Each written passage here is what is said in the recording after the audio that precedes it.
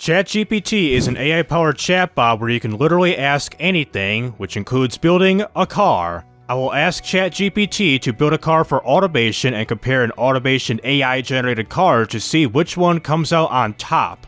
Hey guys, it's TRIZE here, and let's build an AI car by clicking on this button here to toggle the AI car generation. And I might as well just keep the target demographic to a city premium car made in the year of 2010, set in the GIGABYTE market region. So without further ado, let's generate the AI car, which will generate in progress. It's hard at work, generating the car, the engine, the best of their abilities. And there it is. And right away, the brakes are suffering from brake fade with this kind of car here, some wannabe frickin' Volkswagen and Seat mixed in this bad boy. 91.7 horsepower at 4,800 RPM. Damn, this is gonna suck. So a basic overview of this car is a steel panel material, monocoque chassis with AHS steel for the chassis material. A front longitudinal, what type of engine do we got here? We got the 4-cylinder, turbocharged? Nope, it's naturally aspirated. So for the engine, it's an inline 4 made of aluminum silicon with the bore size set to 78.1 millimeters, with the stroke set to 82 millimeters to get the size set to 1,572 cubic centimeters or 1.6 liters, rounding it up. And it's a dual overhead cam 4 valve, and the heads, just like the engine block, is also made out of aluminum silicon. And we got a pretty high compression, modest cam profile, and very soft springs. Okay, with an RPM up set to 5,500 RPM. That's pretty low for a 4-cylinder car, like an average one.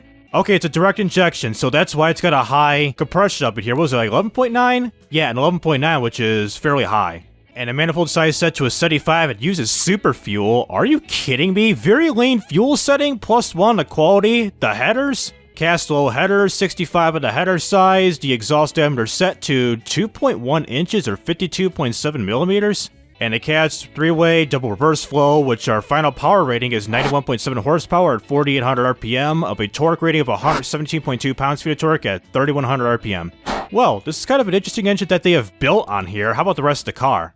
And it's a hatchback, a 2000s hatchback with the top speed. Well, first of all, rear-wheel drive with automatic 6-speed with the top speed set to 133 miles an hour. What the hell are these tires? Radial hard long. We have 145s up front and 170 in the back, running on some 18-inch alloy rims. This is some ballin'-ass hatchback up in here. Vented disc single piston, 217 up front. Pretty high front brake force, 160s vented disc 1 piston in the back, 58 rear brake force percentage, the under tray, semi-clad, 54 cooling, engine cooling airflow, none of the brakes whatsoever, the interior, are you kidding me, 2-seaters up front, luxury, type of interior, and a premium AM radio. So the steering, we got some electric variable power steering, traction control, ABS brakes, and advanced 2010 safety standards, and optimized weight at a 35, so make it heavier? Are you kidding me, man? The suspension, pretty basic, progressive springs, adaptive dampers, semi-active sway bars, running on this type of preset with the camber set to 1/10 of a negative camber, 1/10, and negative 1.9 in the rear. I mean, we got that severe camber, not that much at the front. The sway bars are 4,800 up front, 800 to the back. Are you kidding me? But hey, at least it's fuel efficient at a 39.6 US miles per gallon. I'll give them that. Now let's see what ChatGPT has to offer. So I got ChatGPT loaded up here with this list already generated for the chatbot here. I tried before on this chat right here to give like a list of all like the colors, the make and model, VVL, what type of engine, exhaust diameters, very basically every specific detail that is on automation for ChatGPT to read on here. So for a car made in 2010, let's go back to automation. So according to the body type, it has to be a hatchback, strictly a hatchback, not a coupe, SUV, van, sedan, or all that good stuff. So for the panel material, according to the chatbot, it's going to be made out of aluminum with a monocoque type of chassis made out of carbon fiber, with the engine placement set to a front transverse, with the front suspension set to a McPherson strut, and the rear suspension, fortunately we had this because I specified this, it'll be a torsion beam for the rear. For the engine, it's an inline 4 engine made out of cast iron with the bore set to 82 millimeters exactly, game, thank you, and 85 millimeters for the stroke, which is a displacement size of 1,796 cubic centimeters, or according to chatbot, 1,800 cc's or 1.8 liters. with a dual overhead cam 4-valve or 16 valves in total, made out of aluminum. So for the crank con rods and pistons, it's going to be made out of forged steel with the crankshaft with the con rod set to forged steel. Which one? I think I'm going to choose lightweight forged because the RPM limit is set pretty high on here. With the piston material, it says cast aluminum, so just cast. It says cast pistons are made by pouring an aluminum silicon alloy into a mold and once cooled, machine them to a precise finish. And the balancing mass, just a harmonic damper. For the compression, it's going to be set to an 11.5:1 ratio with the cam profile set to a 65 at a pretty much a sports setting, with the springs and lifters set to a 75 in between stiff and medium. And we got VVT for all the cams with the RPM limit set to a 7,000 RPM. And it's not going to be turbocharged, so for the fuel system and everything, it's going to be what appears to be a multi-point electronic fuel injector. I believe a single throttle setup with a compact intake. And I didn't give parameters for the manifold size or the fuel mapping or whatever. And it says the fuel octane rating is set to a 91, which is 91 RON, which I got set to AKI, which is the more American imperial measurement for the fuel octane rating, while 91 for RON is more used for the metric system and all that stuff for overseas people. And lastly, for the headers, the exhaust, all good stuff, so we're using a tubular long type of header with the exhaust diameter set to 76 millimeters, which is 3 inches, or 76.2 to be specific for the game.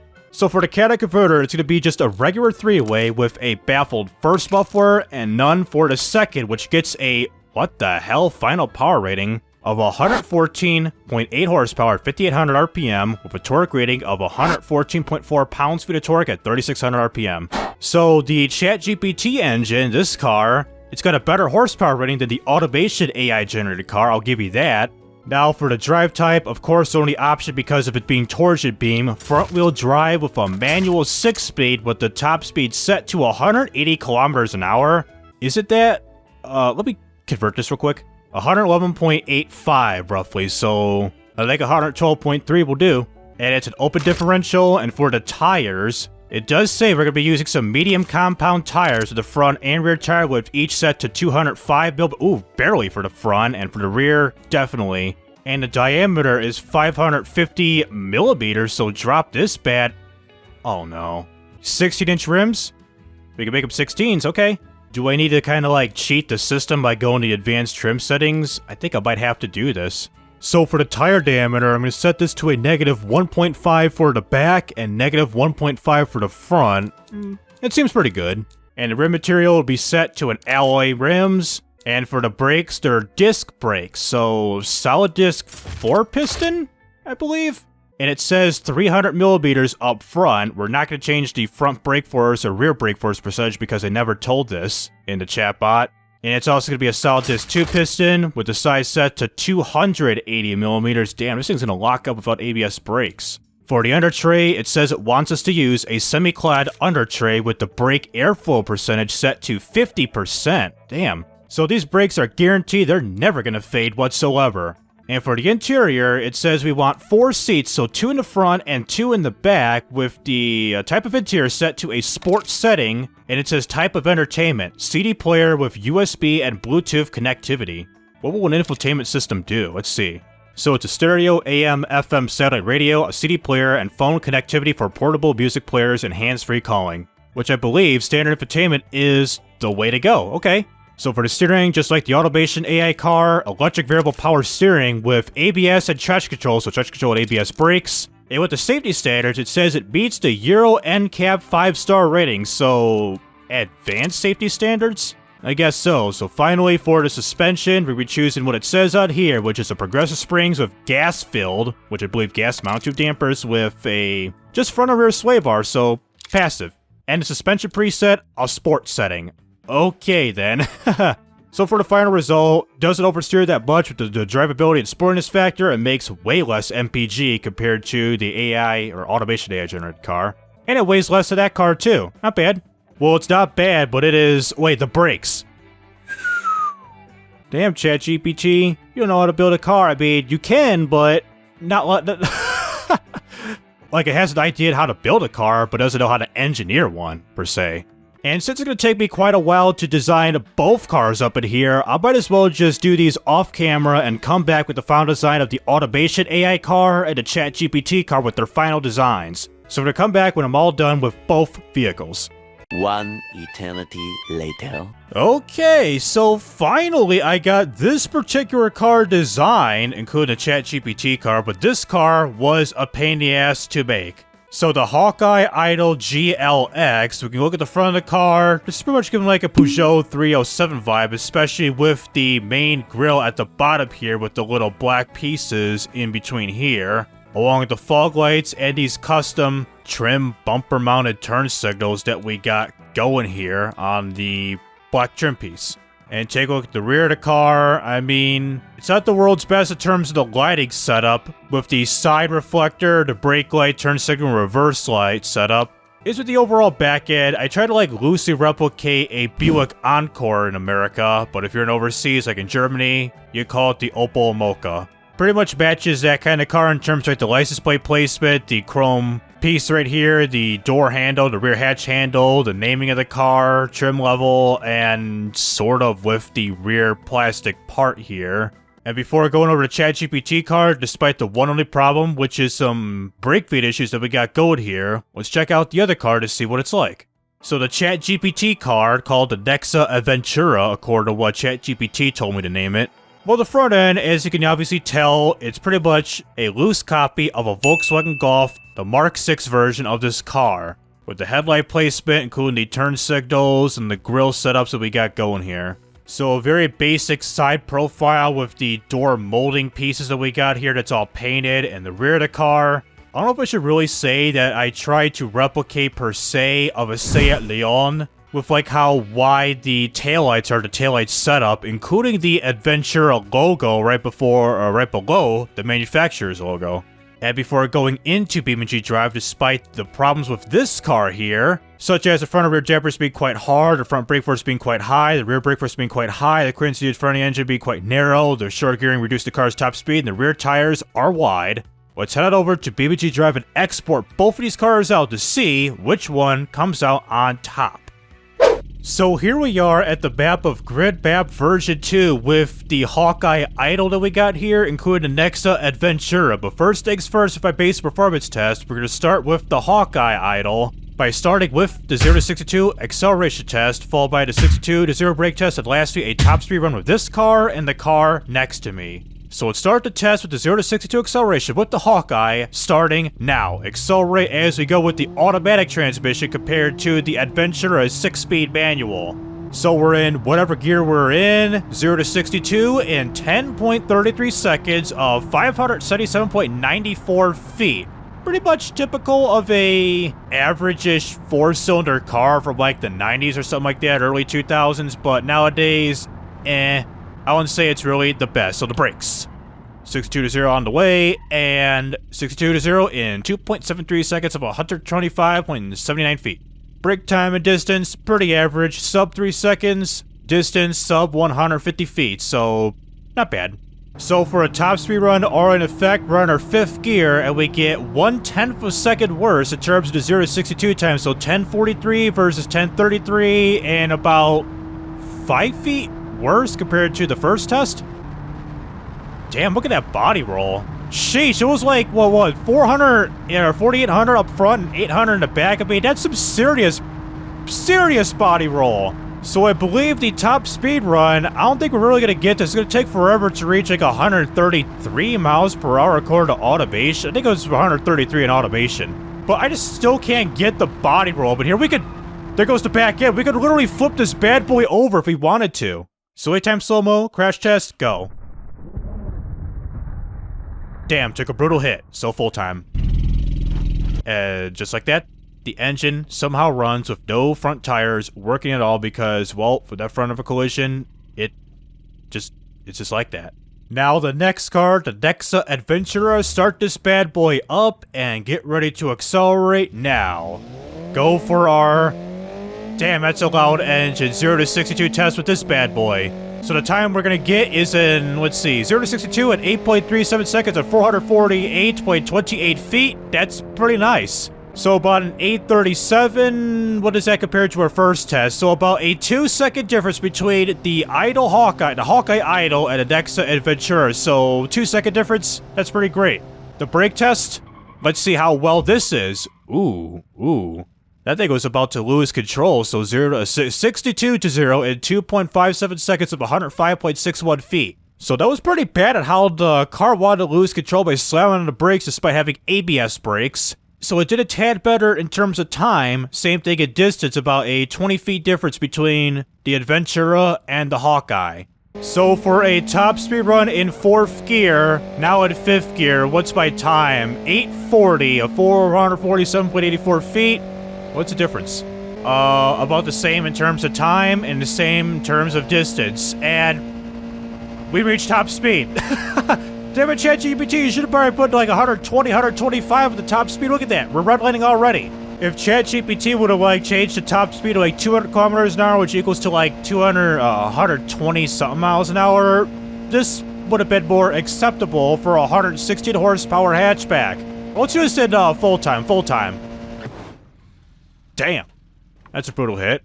So there goes all the fixtures and all the good stuff. Is this part of the, what is this? Is this my hidden washer wiper thingies?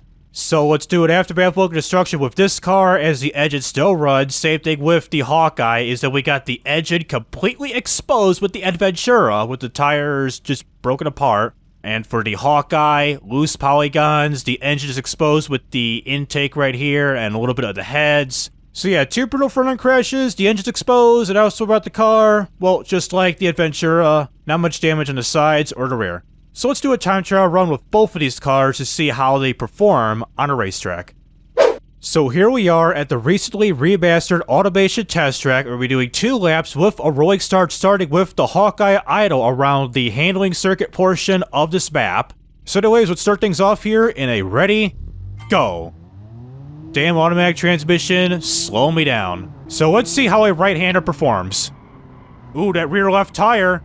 Ooh, no. Automation, AI designer, and engineers in general. You need to be fired immediately. You should pretty much put that little, like, rollover wrist thing kind of, like, anywhere in the car, not just, like, above, like, at the, like, the little sun visor or something like that. Just put this on, like, the back of the car, like a bumper sticker, because, well, you need to remind yourself that this car can roll over at any simple turn you could make. Jesus, that automatic transmission and a 90 horsepower engine is just terrible. Look at that! Turn off ECS. You know, let's restart and turn off ECS for the entire test, including the other car too. I mean, that is just terrible with how the car performed, like the corner exits where the ECS was just holding on to you like a helicopter bomb or something. So without the ECS, we're doing much quicker because it's not holding me back, like forcefully slowing the car down because, well, that's why the ECS just works like that, I guess. Alright, coming to this sweeping bend. Watch the tires. Good, so a first lapper in a 1 minute 36 seconds, 928 milliseconds. We probably could get like a 134. Gear 6 to gear 3? You gotta be joking. Let's see what the split timer here is. Let's see, I'll probably get like a 134 upon the second lap. 800, almost 900 milliseconds better compared to the first time. I'll probably get like a sub 136 probably at the end of this lap here. Let's see. Coming into the final corner cut, I don't even care, so we're gonna get a 1 minute, 35 seconds, 531 milliseconds of a total time of 3 minutes, 12 seconds, 459 milliseconds. We're gonna tip over. First rollover with this car in slow motion as soon as I complete the time trial. Hit or get the roof. Nice. Free roam. It's gonna go on its 4 wheels. Nice. So yeah, this car, in terms of handling what the automation AI designer gave me, the handling just sucks with this car. If I recall correctly, it was like 48-ish hundred up front and like 800 to the back, which that is terrible for any car, especially for an SUV, crossover, hatchback, or whatever like this. So now let's hop in the other car to see how well that performs. Alright, so we got our second car. I turned off ECS just like what I did with the other car here, so let's get ready to start here, and we're ready, go. In manual transmission mode and instantly flying into second gear, third gear, and all that stuff. Let's see how well it can corners here. Ooh, much better. Much better cornering. Look at that. Look how zippy this boy is. Well, 113 horsepower according to BeamNG.drive here, and this thing is so zippy and quirky through the corners here. We're probably like a 130 per lap time or something. Guys, I know the time to beat is a 3 minutes and 12 seconds. Probably at this rate. Let's see here. Let's wait till I get that little straightaway that says crest. Look at that. 48 seconds. I was probably like 55 seconds with the Hawkeye. I'm thinking at this rate, I'm probably going to get like a 3:05 or something. 3 minutes and 5 seconds. Assuming if I don't heavily screw up, sort of like where I did there. So lap number 1 with this car is a 1 minute 24 seconds, 511 milliseconds. A little bit too much of the brakes there. Coming up to the final corner cut yet again, just like the Hawkeye. 1 minute 23 seconds, 611 milliseconds of a total time, oh my god, of a 2 minutes 48 seconds, 121 milliseconds. Spank that guardrail, you deserve it. So we beat the Hawkeye by 34 seconds, if I'm right. Let me do the math here.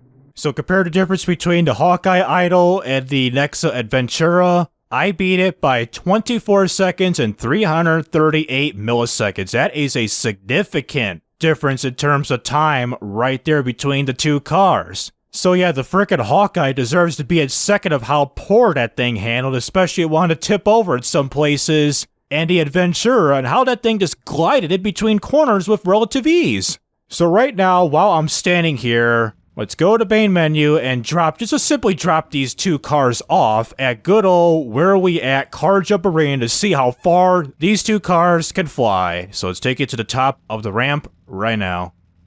So here we are at the top of Car Jump Arena with the Nexa Aventura because, well, it won. It deserves to fall first. So we got a 4 light and a 5 light, so get ready to accelerate with this bad boy now. Here's the Aventura, loud as it'll ever be. Nice 0 to 62, 0 to 62, yeah, in 5.67 seconds at 230.82 feet. Going 8,000 RPM. Over rev risk, please. Nope, 132 miles an hour, and we're gonna land at the 250-ish meter marker, end over end as we go, on our 4 wheels, in the sand, away from the pool, and in the pool. Let's shut the engine off, and 90% flooding with water. I barely made it to the point where I almost killed the engine. So not a shocking crash. Let's go over to the next car, the Hawkeye Idol, and green light, so go right now. Let's see, could we get a better 062 with this car? The answer is nope. 6.24 seconds of 267.61 feet. At a speed with this guy, much faster, 141 miles an hour, and we're gonna land ourselves probably at the 290 meter mark, just shy of 300 meters, and just like the Aventura, unlike that, we're going end over end, and we're gonna stay in the pool. I thought we were gonna crash into the Aventura, but we did not. We just went pretty much skirted right past it. Alright, so landing this bad boy back to some flat land, and a quick comparison between these two cars in terms of how much damage it caused from going down the ramp as so, into the pool and everything else in general. The Hawkeye, pretty minimal damage up front, lost a tire on the sides, and move car. Everything else seems, some freaking missing textures and all that stuff with this collision with the back end of this car. That's interesting. And comparing to the Aventura, well, we got our right tire, but we're missing our front left tire. And the structural integrity of this car held up fairly well. Some front end damage, not so much on the sides, but a little bit of roof and the rear windshield caving in right here. So not that bad compared to the Hawkeye. That's interesting. So that'll do it with automation and BeamNG.drive with the automation AI generated car, aka the Hawkeye Idol GLX, and the ChatGPT designed car, aka the Nexa Aventura. So for automation's AI generated car, well, in terms of the general handling, I'd say that this is the biggest bane of this car. It has a fairly subpar engine, I mean, it's pretty much engine making 90 horsepower. You pretty much have to slap a turbocharger nowadays. But in terms of the handling of having very, very stiff sway bars up front, but super duper loose ones in the back, it's pretty much a recipe for disaster if it comes to like swerving, steering so hard, or going off-road at a point where you're just on your side. But on the other hand, with the ChatGPT car, despite having super duper McCooper strong brakes for its size and everything for this type of car, it's not that bad. 117 horsepower engine according to Automation, and some realistic tires, suspension setup, despite having a sport suspension tune and all that stuff. So it's pretty much just an all-rounder in terms of handling, performance, and all that good stuff. It's pretty much a solid hatchback compared to the Hawkeye. And for those who are interested in this type of content, please be sure to like and subscribe so you won't miss out on any videos like this in the future. So this is TRIZE Rising Up, and signing out.